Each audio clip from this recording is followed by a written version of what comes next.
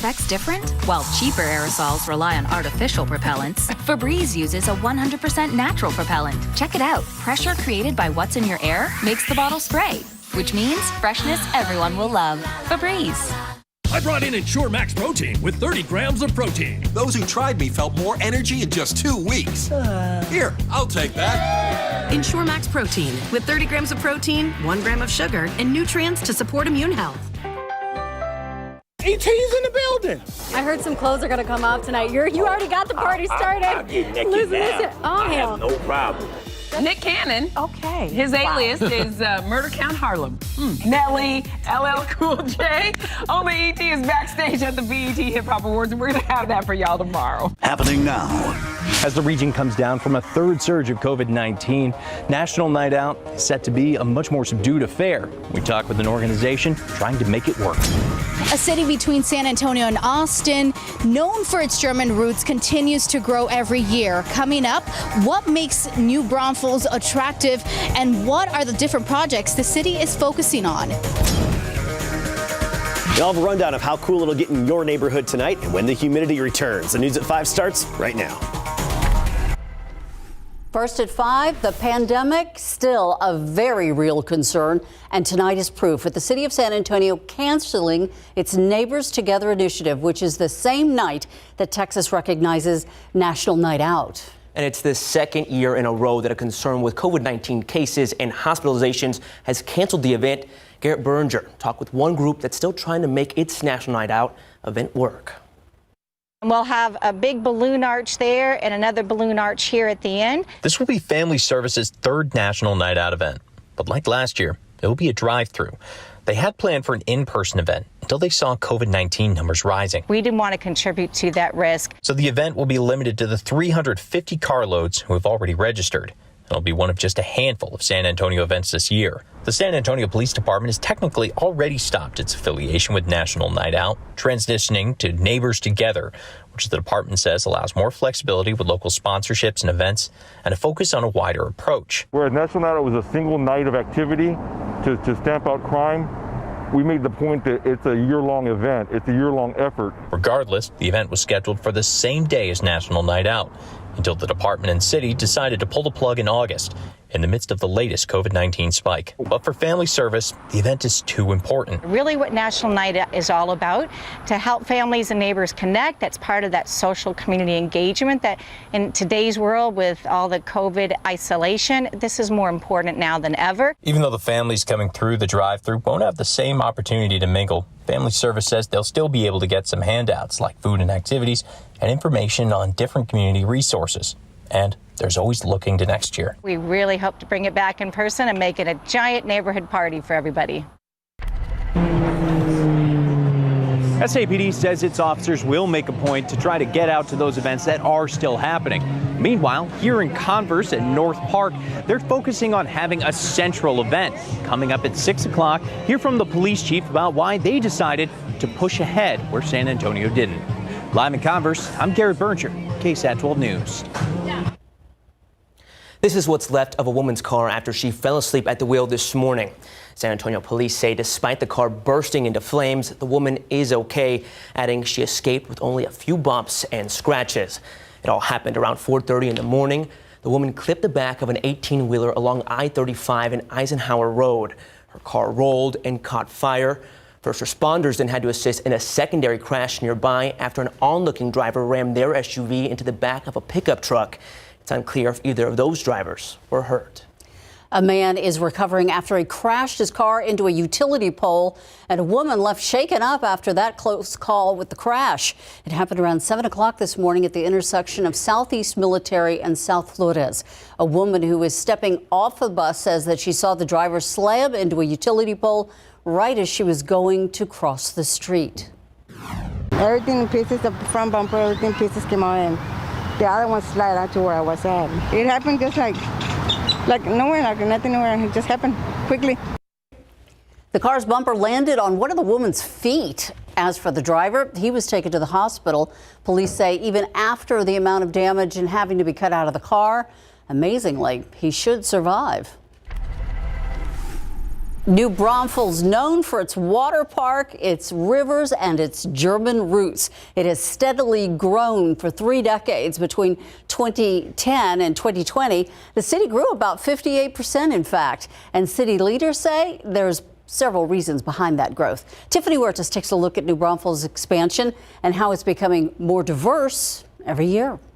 I'm seeing a lot of in-town moves with people who are relocating, not just from California, New York, Tennessee, Michigan. Kevin Joshua, owner of Trinity Movers, a moving company in New Braunfels, says business has been booming. The growth has been crazy. The city's location along the I-35 corridor between San Antonio and Austin also plays a key factor in the growth. People are wanting to get out of the big metropolitan areas, and so they're coming to live in what is still very delicately called our hill country. In 2010, they had more than 57,000 people living here. In 2020, they had more than 90,000. There's a lot of homes being built. A lot of multifamily is being built. In 2015, the city estimates more than 900 new homes were built. 1,400 permits for new homes have already been issued this year.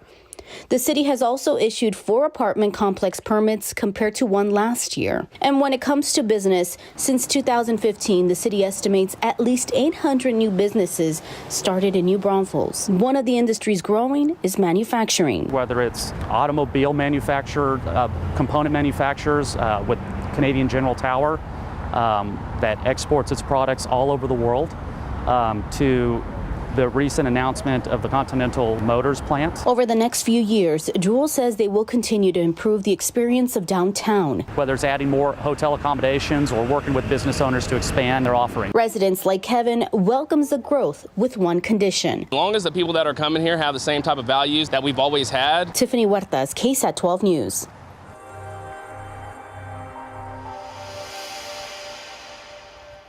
One year ago, we aired our first full episode of KSAT Explains. We touched on the topic of the historic Alazan Apache Courts. And tonight, we're revisiting the West Side development. KSAT Explains Los Courts takes a look at the San Antonio Housing Authority's plans for redevelopment. Last year, Saha would have replaced the nearly 80-year-old courts with a mixed-income public housing complex. Those plans were dropped, and now Saha's project is 100% public housing, but there are still questions about what it will look like or whether the court's buildings will be renovated or replaced. KSAT Explains Los Courts drops tonight at 7. We'll live stream the episode on KSAT.com, the KSAT TV app, and KSAT's Facebook page. You can also watch it on demand later this evening. After 95 years in publication, San Antonio College plans on stopping the publishing of its newspaper, The Ranger, in December. That program coordinator cites continuous low enrollment and engagement as part of the reason why they're just stopping operations. In 2019, The Ranger moved to a digital-only publication as a result of budget cuts. SAC's journalism department will remain open, however. Just a few fair weather clouds outside this afternoon. Otherwise, a sunny and beautiful day and actually fairly comfortable. We started off this morning at 61. By the afternoon, we made it up to 91 for the high temperature. So a little below average in the morning, but above average by the afternoon. By and large right now, upper 80s, some locations just briefly hitting 90 this afternoon. But Utopia now 89, New Braunfels 89. Currently in Bernie, we're checking in at 87. So this evening, very quiet, pleasant, comfortable, clear sky, calm wind.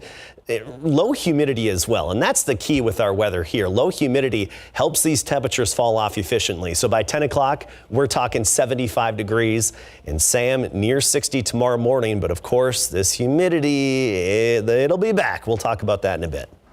Thanks very much, Adam. We do have a situation here, not pleasant. This is 90 at 36th Street. This is the TransGuide view from there. The situation's at US 90 at State Highway 151. So let's take a closer look at that this evening here. And you can see the ambulances and backed up traffic there. Again, 90 at State Highway 151. Already starting to see some delays as a result of that right here. 17 minutes on 35 to loop 1604. Also, we had a crash at I-10 eastbound at a Probant. That is now clear, but you are seeing some delays on 35 southbound. Ursula, over to you. So much, Sam. The pandemic bringing on a shortage of workers in almost every field, and one field that's hiring employees whose jobs happen to be pertinent during the pandemic is the nursing field. It's why Baptist Health is offering new incentives for job seekers. Today, Baptist hosted 2 hiring events at Northeast Baptist and Mission Trail Baptist. They're telling us the shortage of staff they've been dealing with over the past year and a half was expected, but it's forced them to come up with new hiring incentives. They're offering up to $25,000 in sign-on bonuses for various positions, too.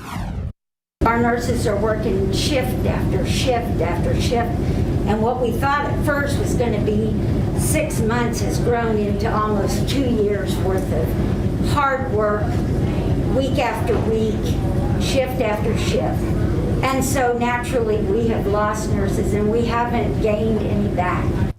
If you missed today's events, they are holding another hiring event next Tuesday. It includes on-site interviews and on-the-spot hiring. You can find more information on KSAT.com.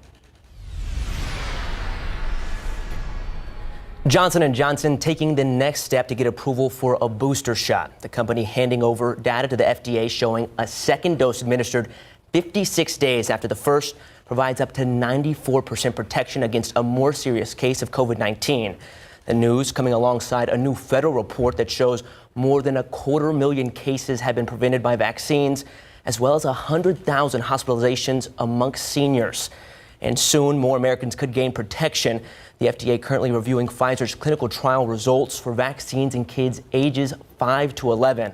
The FDA plans to discuss the J&J boosters next week. The CDC's authorization could come soon after. A Facebook whistleblower testifying before a Senate hearing today over shocking claims that the company has put profits over people's health. Francis,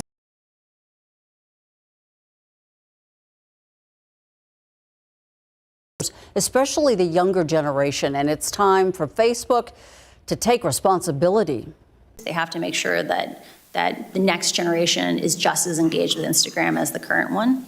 And the way they'll do that is by making sure that children establish habits before they have good self-regulation. By hooking kids. By hooking kids. She says it's an addiction they learn. Facebook responding to Hodgins' claims today, saying she did not work on child safety and they do not agree with her on her characterization of the issues that she testified about. There's a lot more to come on the News at 5, including a look at some helpful household hacks that'll keep your home fresh, clean, and odor-free. Plus, calling all Fiesta goers, there's a new 3-day Fiesta event starting next year. Details on the Fiesta Fit Fest coming to San Antonio for Fiesta 2022.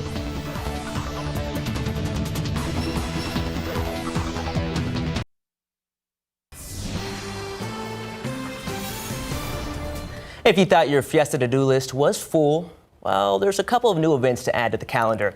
The Fiesta Commission and San Antonio Sports announcing today the Fiesta Fit Fest. It's a 3-day festival on the grounds of UTSA's main campus. There's going to be a cycling race that brings all the feels of the Tour de France right here to San Antonio, as well as a 5K and 10K runs and an Alpha Warrior Fitness Challenge, which is an obstacle course that will determine Fiesta's fittest competitor. So it's going to be fun, food, fitness, friends, and put on that 10 pounds the first 2 weeks.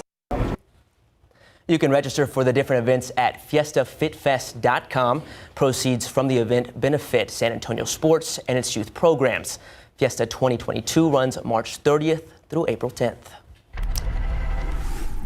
New at 5, no one wants to talk about it if you're visiting. Those funky odors that can happen in even the tidiest of homes. Sometimes you just detect a sour or a foul smell and you're not really sure if it's the trash or it's something else. 12 on your side's Marilyn Moore is on the common sources of that smell and some household hacks. Melissa Verger loves her front-loading washing machine. The maintenance, not so much. It's a constant fight to keep it from getting gross and smelly. Do you really have to wash a washing machine? Excess detergent and fabric softener can build up in your washer and become a smelly haven for mold and mildew. To reduce the stink, always measure your detergent and fabric softener. When the wash cycle is finished, remove damp clothing ASAP. Wipe down the door gasket, and if no small kids are around, keep the door open so the machine can dry out. Your kitchen can harbor some strange odors. When Consumer Reports asked dishwasher owners whether they clean their machine's filter, most people said they weren't even aware there was a filter. A dirty filter not only smells bad, but the dishwasher can't clean as well. To clean the filter, twist it out, gently wash it, and replace. Then sponge out the corners and floor of the machine. Next to the fridge, things can spill and leak down into the bins and into the crevices, and over time, that stuff can stink. Soak the bins and shelves in warm soapy water and use a solution of a tablespoon of bleach and a gallon of water to wipe down the inside. Another source of mystery smells, the garbage disposal. To freshen the drain pipe, layer in 6 ice cubes, a tablespoon of baking soda, a few lemon slices, a teaspoon of bleach, and more ice cubes. Grind, rinse, and breathe.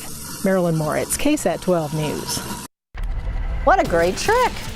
And if your house is a little stinky because you haven't done your spring cleaning or your fall cleaning, open a window. Yeah, let the breeze come in any day that it's under 90 here in San Antonio. It's a good start to the day. But what to expect? Adam, what can you tell us? Well, you know, we've got this low humidity, and that's the key outside, the lack of mugginess. And that's going to be the case all the way until Saturday night into early Sunday. So enjoy it and take advantage of it. And that means some pleasant mornings, but sunny and dry conditions really for the foreseeable future.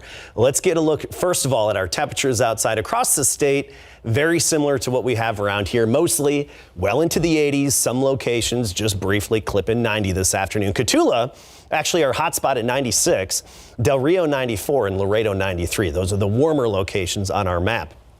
But let's fast forward to tomorrow morning, another beautiful start to the day tomorrow. We'll wake up on Wednesday to 58 in Canyon Lake, 56 in Kerrville and Fredericksburg, right around 60 degrees in San Antonio, especially downtown. But you get outside of downtown, particularly on the north side of town, and we'll see some upper 50s. Bernie 57, Helotes 59. Timberwood Park and New Braunfels both 59 to start the day tomorrow. Looking ahead, we will see some modifications in our mornings, but mostly by the end of the weekend and early next week. That's when the mugginess returns. As a result, our morning temperatures will be back above average. Average low is 64, but by Sunday morning, we're back up to 67. Once you get that high humidity, you've got those warmer morning temperatures. And look at this. This is just beautiful. Dew points right now near 50. That puts us in the very pleasant category. So dew points near 50, and this is going to be the trend pretty much every afternoon all the way through Saturday. But then the wind shifts around and we get that breeze off the Gulf of Mexico, and it's going to feel muggy again by the end of the weekend, and that's going to last all the way into next week. You know, ironically, we've got a little weak cool front that's going to hit us Sunday night. It's not even going to have an impact on our dew points or how it feels outside. Big picture, a lot of sunshine here. This is going to be the rule the rest of the week. But what's interesting is we're wedged in between two impressive disturbances. One over the desert southwest. Just about the entire state of Arizona is in a severe thunderstorm watch until 10 p.m. our time. And then another wound up upper level low just off to the east of us in the mid-south of the Mississippi River. And this is, of course, stirring up a lot of precipitation there. We're on the backside of this upper level low. So we've got this red colored air moving in, which is basically just indicative of dry air and lack of mugginess out there. And not just at the surface, but all the way up, which leads to nothing but sunshine. We don't have that moisture above you. It's hard to make clouds, and of course, you can't make precipitation. We just have a few of the patchy clouds around the hill country right now. Those will be dissipating as we go through the evening. Once we lose the sun and the sun sets, we'll be losing a lot of that cloud cover that we have out there over the hill country. So here's the breakdown. Tomorrow, not much of a breeze. You can open the windows if you want, but it's going to be hard to get that air circulating. And keep in mind, fall elm and ragweed are high this time of year. 60 degrees in the morning, but of course we'll have some upper 50s out there. By the afternoon, I think about 91 again for the high temperature, so that's a little above average with total sunshine. 62 on Thursday morning. Those morning temperatures start to rise significantly by the end of the weekend, but low humidity for the rest of this week, even through Saturday. By Sunday, the humidity's back. I wish I could say it really translated to rain and some good rain chances, but unfortunately that's not the case. But overall, we're not looking at any extreme temperatures, just 93 the warmest by Sunday. Thank you, Adam. Just want to take a moment and welcome John Paul Barajas. Thank you. Filling thank in you. for Steve for today. Steve's working on another project. Some big shoes to fill, not just because he's This is tall, your first time on but, our you know. anchor desk, and we want to just welcome you. Well, I appreciate you guys having me. You've got a great team here at 5, so I'm glad I could fit in when I can. Hopefully I'll be back sometime soon, so we'll see. Please do. Yeah, but for now, we'll go to sports. Greg, what's going on? Well, I'll tell you what, the Spurs had a great debut last night, especially their rookie, their first-round draft pick. When we come back, we'll let you see what he was able to do in their first ever preseason game, and also what did defensive coordinator Dan Quinn have to say to Trayvon Diggs following his record-breaking start. Coming up. San Antonio Spurs tipped off their 2021 NBA preseason last night with a big win over the Utah Jazz. Let's pick up the action in the second quarter. Bryn Forbes doing what he was brought back to do, and that's improve the Spurs' three-point shooting, knocking down the three ball. And then Mr. Olympic gold medal himself, Keldon Johnson, banks in the jumper plus a foul for an 11-point lead. DeJounte Murray would drop in 17 points in the night, but so did the rookie and first-round draft pick Joshua Primo. 17 points. It included 3 3-pointers, 7-8 shooting. Not a bad NBA debut. All on the line, 111-85. It was surreal, just being out there. Same guys I've been practicing with, but just a different atmosphere. I did this a little bit during Summer League, but being out there with the fans and everything like that, our fans, it was an amazing feeling. All right, next up, first road trip. That'll be at 6 o'clock tomorrow in Detroit. Pro football coverage, powered by Davis Law Firm. Trayvon Diggs has been the star of the Dallas D to start this season, telling us in training camp he needed more from himself in his second season in pro football, and he certainly has done that in the first 4 games. Already has 5 interceptions, 2 against Carolina Panthers in the 36-28 victory, becoming the first Cowboys player in team history to be able to pull that off in the first 4 games of the season. What is defensive coordinator Dan Quinn's message to Trayvon after this incredible start? He's really just in a, I just want him to stay in this pocket of where he's at. He stays present, he stays focused, and he doesn't look past, anything other than just nailing that day and that week. And so I've been impressed by that so far. But, for him, just keep pedaling hard downhill, man, more cowbell.